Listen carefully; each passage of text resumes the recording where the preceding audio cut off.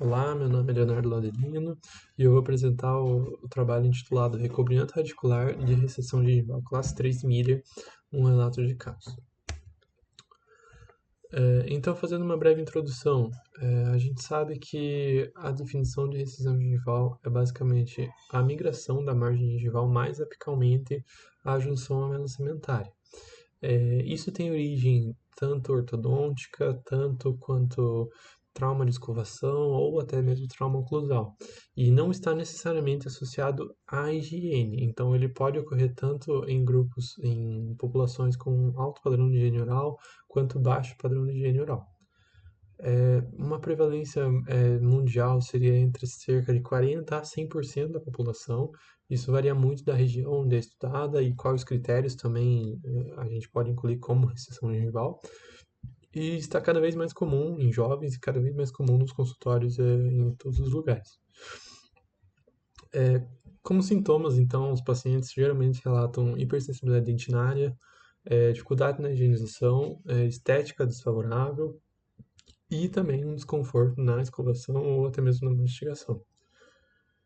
Como tratamentos, então, dessas recessões, a gente tem os procedimentos de aumento gengival ou de recobrimento radicular, onde, nesse caso, o padrão ouro na literatura é o enxerto de tecido conjuntivo, que pode ser utilizado com diversas outras técnicas, né? Então, o enxerto de tecido conjuntivo pode ser associado com o lóbulo coronal do retalho, a recontumização, ou um desvio lateral do retalho.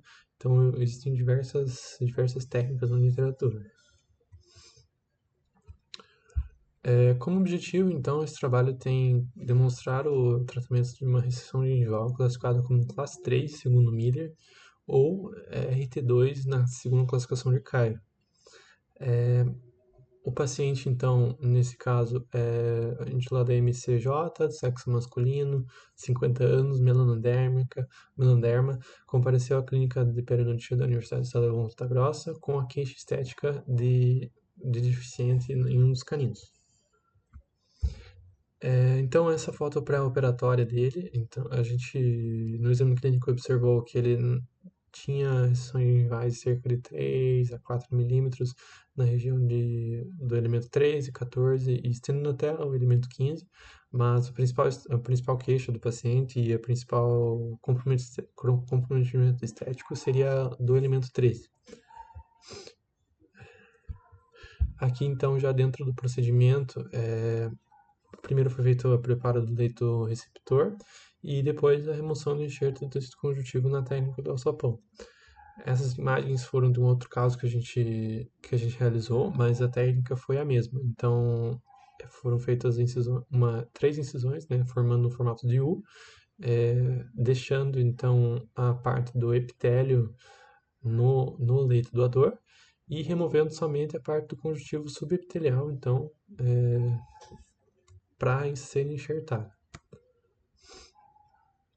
Aqui no procedimento já finalizado, então a gente no leito receptor a gente fez duas incisões relaxantes, na mesial do elemento 13 e também na mesial do elemento 15.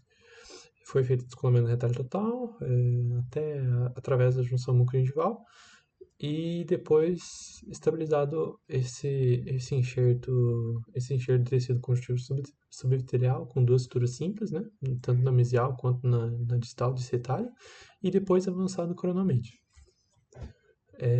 Ali no lado direito do slide temos o leito doador, então foram feitas suturas em X quadrado, né, na técnica de X quadrado, e depois coberta com resina flow, ancorada nos dentes adjacentes, para proteção desse local.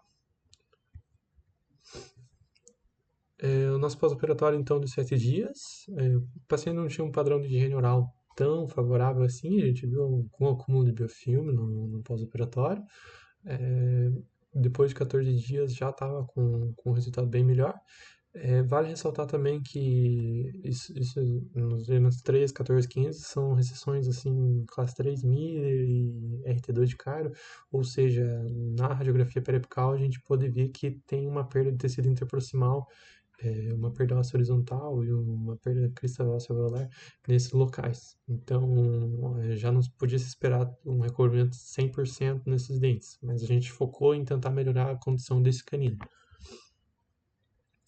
Após 30 dias, então, o palato já quase que totalmente recuperado, né? Então, depois de 90 dias, a gente já não tem a foto aqui porque já estava completamente cicatrizado, já não dava para ver assim, sinal de que foi feito nenhum procedimento.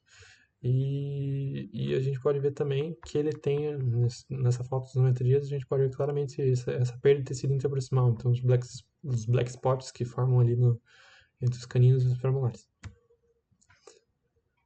Mesmo assim, utilizando uma técnica clássica de Langer-Langer, né, com duas incisões verticais relaxantes e associando esse enxerto, associando ao enxerto gengival, a gente conseguiu um resultado bem favorável, o paciente bem satisfeito com o resultado, né, então ele reclamava que ele tinha esse dente, parece que, como ele disse, aspecto de vampiro, né, esse dente alongado, foram feitas várias restaurações, uma restauração em cima da outra, né, para tentar cobrir essa exceção, mas nada como a própria gengiva do paciente, né?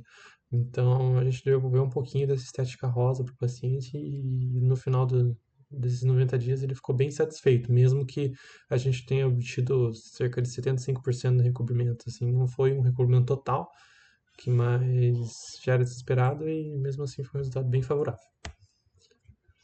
Então, como conclusão, apesar de ser difícil de se obter por completo, as sessões gengivais classe 3 Miller são passíveis de recobrimento radicular, sendo capazes de alcançar um resultado satisfatório com a indicação das técnicas cirúrgicas adequadas.